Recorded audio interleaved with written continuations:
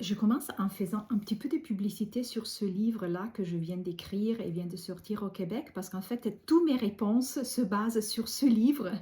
Donc, la puissance de l'intelligence émotionnelle, devenez un leader authentique dans votre vie professionnelle.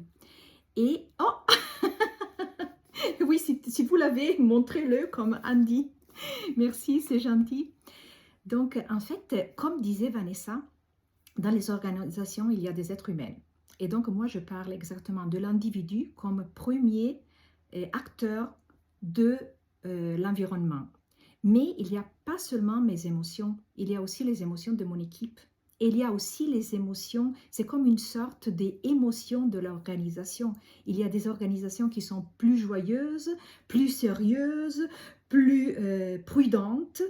Et donc, en fait, tout ça se joue ensemble. Donc, imaginez, il y a tout mon vécu, mon film émotionnel, mais ensemble, ici, nous avons un film qui se tourne aussi, et dans notre organisation, il y a un autre film.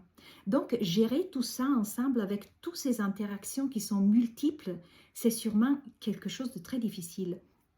Et il faut partir justement d'une action en conjointe. Donc, moi avec moi, mais aussi moi comme leader avec mon équipe, et moi, quelle est mon action dans l'organisation. Et quand je parle du leader, à nouveau, je ne parle pas seulement du rôle social, je parle de ton rôle comme être humain. Donc, même si tu n'as pas vraiment le rôle institutionnel de l'organogramme de ton organisation, en fait, tu peux agir comme un leader informel.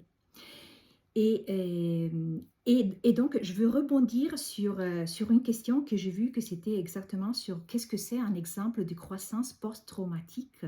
Donc, la croissance